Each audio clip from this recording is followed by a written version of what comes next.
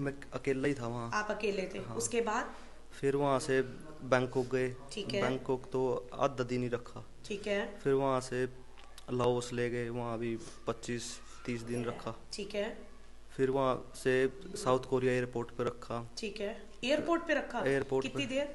1 महीने रखा। 1 महीना एयरपोर्ट पे? तो खाना वगैरह आपको? बस जो मिलता था वही खा लेते थे वहाँ। उसके बाद फिर वो उस एजेंट को कहा कि वापस बुला ले, हम नहीं जाना। ठीक है। फिर वो कहने लगा कि वापस आने के लिए कब मार देंगे। अच्छा। हाँ। आपने बोला कि मुझे घर जाना है, तो जब आपने उसको ये धमकाता बोला? था। अच्छा। वो धमकाता था कि जो वहाँ साल्वाडोर से पार होएगा ना, तो डोंकरों के हाथ तो ऐसे करवा देंगे, कुछ अच्छा, करवा गलत देंगे। आपको गलत बोलते थे। हाँ। फिर उसके बाद? उसके बाद फिर साल्वाडोर की टिकट दे दी उन्होंने। ठीक है। फिर वहाँ गाड़ियों के रास्ते से बॉर्डर क्रॉस करवा दिया। ठीक है। फिर वहाँ पुलिस ने पकड़ लिया। वहाँ पुलिस वहाँ जेल में ले गई। ठीक है। 3 महीने रखा वहाँ। 3 महीने रखा? कुछ नहीं बोलते थे, बस ऐसे ही 2 ब्रेड दे देते थे और राजमा की सब्जी। बस फुल एसी में रखते थे वहाँ। फुल एसी में रखते थे? हाँ।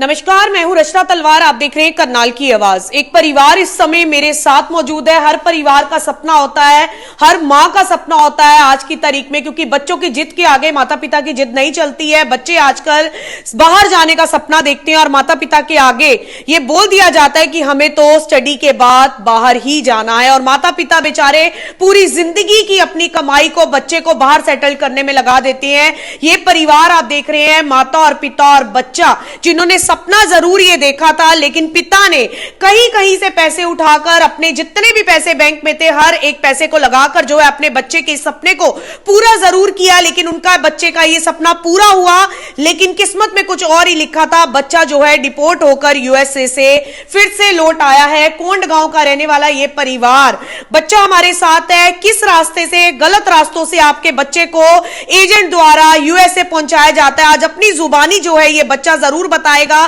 कि इसके साथ बीच रास्ते में क्या क्या हुआ है। 57 लाख रुपए पिता द्वारा लगाने के बाद भी आज बेटा जो है मानसिक तनाव में घर में लौट आया है। मां अपने बच्चे को भूखा नहीं रहने देती है, एक समय मां नहीं रहने देती है बच्चे को भूखा। उसके खाने का ख्याल रखा जाता है, उसके कपड़ों का ख्याल रखा जाता है। ज्यादा सर्दी में तो नहीं घूम रहा है, लेकिन ये वो बच्चा है जो इतना ज्यादा बुरे हालातों में पिता के 57 लाख रुपए लगाने के बावजूद भूखा रहा है। इसे खाना तक नहीं दिया गया।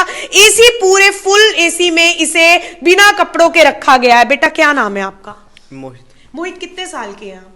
मैं 22 को। कब, कहां गए थे आप? कहां जाने के लिए एजेंट से मिले थे? वीजा तो उसका वो कनाडा का लगवाने के लिए दिया था। ठीक है। फिर वो बोला कि कनाडा का तो लगेगा नहीं, ठीक है। अमेरिका भेज देंगे इसको 15 दिन में। कब भेजा आपको? 20 मई को भेज। कहाँ भेजा था? दोहा कतर भेजा था। ठीक है, आगे क्या हुआ? आगे फिर वहाँ 20-22 दिन रखा वहाँ दोहा। फिर वहाँ से कहाँ रखा? दोहा में कहाँ? दोहा हाँ। कतर। किस जगह स्टे कहाँ करवाया? होटल में। होटल में स्टे करवाया। हाँ। कितने लोग थे आप लोग? मैं अकेला ही था वहाँ। आप अकेले थे? हाँ। उसके बाद? फिर वहाँ से बैंकॉक गए। ठीक है। बैंकॉक तो आधा दिन ही रखा। ठीक है। फिर वहाँ से लाओस ले गए, वहाँ भी 25-30 दिन रखा। ठीक है। फिर वहाँ से साउथ कोरिया एयरपोर्ट पे रखा। ठीक है। एयरपोर्ट पे रखा? एयरपोर्ट कितनी पे देर? 1 महीने रखा। 1 महीना एयरपोर्ट पे? तो खाना वगैरह आपको? बस जो मिलता था वही खा लेते थे। कितने लोग थे आप? वहाँ पर तो उस एजेंट का तो मैं अकेला ही था। अच्छा, बाकी कोई और लड़के थे? और भी थे। फिर वो तो एक दिन रहते थे, फिर अगले दिन चल जाते थे। अच्छा, तो आप 1 महीने तक रहे? हाँ, मैं 1 महीने तक रहा फिर वहाँ उसके पर। बाद? उसके बाद फिर वो उस एजेंट को कहा कि वापस बुला ले, हम नहीं जाना। ठीक है। फिर वो कहने लगा कि जो वापस आने के लिए कब होगा तो फिर मार देंगे। अच्छा। हाँ। आपने बोला कि मुझे घर जाना है, तो जब आपने उसको ये धमकाता बोला? था। अच्छा। वो धमकाता था कि जो वहाँ साल्वाडोर से पार होएगा ना, तो डोंकरों के हाथ तो ऐसे करवा देंगे, कुछ अच्छा, करवा गलत देंगे। आपको गलत बोलते थे। हाँ। फिर उसके बाद? उसके बाद फिर साल्वाडोर की टिकट दे दी उन्होंने। ठीक है। फिर वहाँ गाड़ियों के रास्ते से बॉर्डर क्रॉस करवा दिया। ठीक है। फिर वहाँ पुलिस ने पकड़ लिया। वहाँ कहाँ पकड़ा पुलिस ने? अमेरिका में। किस जगह पर? अरे वो बॉर्डर क्रॉस करवाया था वहाँ। अच्छा। जहाँ से मैक्सिको से। ठीक है। फिर वहाँ पुलिस वहाँ जेल में ले गई। ठीक है। 3 महीने रखा वहाँ। 3 महीने रखा? हाँ। क्या क्या बोलते थे आपको, क्या रखा, क्या कहा वहां पर पुलिस ने? बस कुछ नहीं बोलते थे, बस ऐसे ही 2 ब्रेड दे देते थे और राजमा की सब्जी। बस फुल एसी में रखते थे वहाँ। फुल एसी में रखते थे? हाँ। काफी ठंड थी? हाँ बस। तो काम वगैरह करवाते थे? नहीं, काम कुछ नहीं करवाते थे बस। फिर आपका एजेंट से कोई संपर्क होता था? हाँ, एजेंट से कहा था कि भाई यहाँ से निकलवा। ठीक है। फिर वो मना कर गया, मैं निकलवाऊंगा यहाँ तक, मेरी जिम्मेदारी नहीं है। फिर आपका पापा से कांटेक्ट कैसे हुआ? वहीं से ही होया, फोन किया वहाँ से। ठीक है, तो आप फिर उसके बाद अब सीधा डिपोर्ट हुए वहां से? नहीं, फिर घर वालों ने वकील करा वहाँ। ठीक है। फिर वहाँ एक 15-20 दिन मतलब कि ऐसे ही वकील केस लड़ता रहा वहाँ पर। ठीक है। फिर वहाँ उन्होंने डिपोर्ट मार दिया। कब आए आप? मैं 2 दिसंबर को आया। 2 दिसंबर को आए। तो आप देख सकते हैं अभी भी बच्चा जो है मानसिक तनाव में है, पूरा स्टेबल नहीं है। इतनी ज्यादा दिक्कतों में रहने के बाद पिता से एक बार बात कर लेंगे, कितना पैसा लगाया था बेटे को भेजने में? 57 लाख रुपए लग चुका है मैडम। 57 लाख लगने के बाद आपके बच्चे को भरपेट खाना तक नहीं मिला? नहीं मिलता था। उन्होंने एयरपोर्ट पे जो कोरिया में रखा 1 महीने तक, कोई भी खर्चा नहीं दिया उन्होंने। अच्छा। कोई पैसे नहीं भेजे।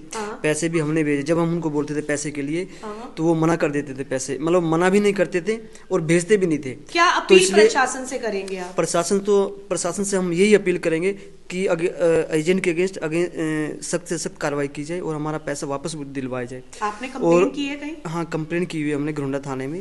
फिर अभी तक कोई कार्रवाई नहीं हुई है। किसके जरिए मिले थे एजेंट को?